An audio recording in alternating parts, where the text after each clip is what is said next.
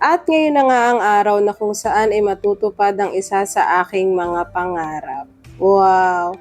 Ito ay ang mag-impake ulit ng maleta. Just lang. Ayan. Kami po ay may pupuntahan ngayong araw na ito, Friday, at babalik po kami ng Sunday. So maya-maya malalaman nyo kung saan tayo pupunta. Samahan nyo po kami sa aming paggala dito lamang sa Pilipinas. Huwag kayong kabahan, sa Pilipinas lang kami pupunta. Sadyang kami ay bida-bida, kaya kami ay gumamit ng maleta.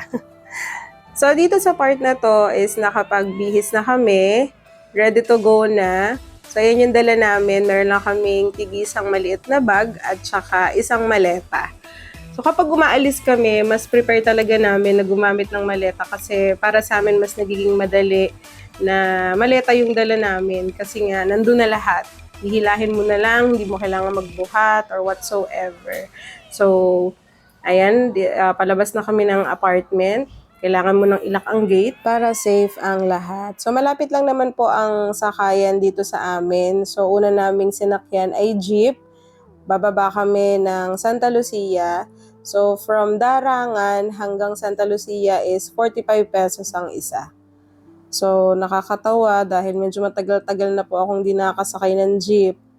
At bago pa man kami makarating, talaga namang ako ay parang nasusuka. So, andito na kami sa LRT.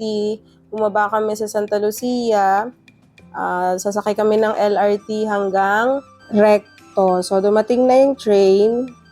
Ayan, kapag meron kaming plano na puntahan ni Candy, hindi naman agad-agad, talaga naman kami pumupunta. Pinag-iipunan namin to, pinagtatrabahuhan namin, pinaghihirapan namin.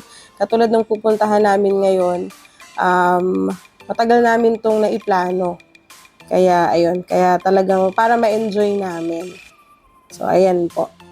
Yun lang yung suggestion ko kapag meron kayong gustong puntahan. Siyempre, kailangan yung paguran para naman ma-enjoy nyo ng bonggang-bongga. So, nandito na kami sa Recto. So, dito sa part na to is, nagtanong-tanong lang kami kung paano pumunta sa Binondo. At yes, sa Binondo po kami pupunta. Pupunta kami sa Chinatown. Lalafang kami ng bonggang-bongga kasi yun yung madalas na napapanood ko sa TikTok. And gusto ko yun ma-experience. And at the same time, gusto ko din na ma-share sa inyo kung ano ba or kung gaano ba kasaya, kung gaano kasarap yung mga pagkain doon. Or ayan.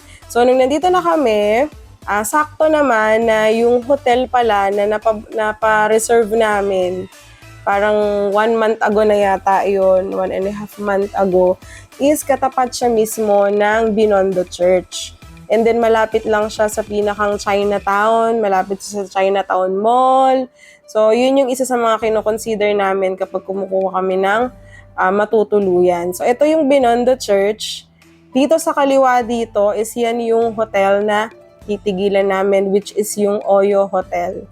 So, sobrang bait ng mga tao dyan. Ayan, pagpasok namin, yun yung nakita namin. So, nagtanong lang kami kay Kuya.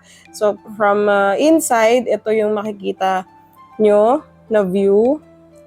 Ayan. So, after nyan, binigyan na kami ng room at susi para maitaas na namin yung aming mga gamit at maiayos na namin. Kasi mamaya, nagpaplano kaming mag-ikot-ikot dito sa paligid ng hotel, kung ano-ano ba yung mga makikita namin at kung saan ba kami malapit para bukas is ready na kami kung ano yung mga sunod-sunod naming pupuntahan at mga kakainan para alam na namin at hindi na kami maliligaw pa.